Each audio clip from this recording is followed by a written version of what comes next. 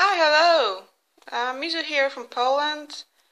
I have no fucking idea what I'm doing now. I mean, today is Valentine's Day, and as I tweeted earlier, I was retweeted once, I think. During Valentine's, queer hurts. I mean, I was in a situation, not once, but several times lately, when I had to be in front of someone and tell them, like, hi, I'm a bisexual and genderqueer person. And then proceed with whatever I had to say. And the problem is, I have never been asked what that means for me afterwards. There's always this time for questions after I'm over with my speech or lecture. And more often than not, people, no matter how large of a crowd that is, remain silent. And I was wondering whether that's because they have no apparatus to speak about gender and queer issues, whether they are afraid to ask me, or, the worst case yet, do they assume that they know what it means? For me, as a person. And I call this the worst case scenario because lately I've been talking with a lot of people who are queer, and I don't know if it's the same all over the world, but in Poland right now, there's this strong LGBTQ plus movement for the equality, and I think we are struggling with visibility issues. I mean, only in the last few months, the organization in my city, Stonewall, organized so many events where we just were there. We did stuff. We handed out cookies. We kissed in front of our city council. And we gave out lectures. We curated discussions after queer cinema. A lot of stuff happened. We joined the democratic movement because with a very conservative right-wing government, we are more or less troubled with what will the future of our country be. And we were just there. And one thing is that, fortunately enough, in my city we weren't met with a lot of violence, a lot of negativity. Of course, there's always backlash. But for now, things are too quiet for my taste. I mean, sometimes I even suspect, right, that, I don't know, maybe at one point I will get my nose smashed on the street. I don't know.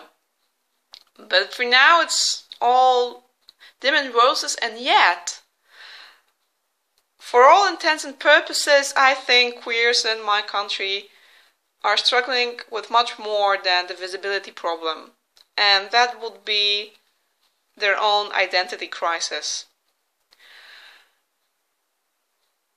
Because I think we look up to Western countries or first world countries. I think that we're a first world country, but still, it's like, we're catching up slowly. And to be honest, I feel that many times we are being painfully aware that human sexuality, human psychological gender, or the social gender, or romantic feelings, or sexual arousal, all of that is a spectrum. And in Middle Europe right now, we are very keen on being binary. It's either this or that. And in the midst of it, we are like on the verge of having this trouble with telling who we really are and understanding who we really are. So I am afraid that once I am asked the question after our lecture, what does it mean to be genderqueer? Or what does it mean to be bisexual? I will have no answer.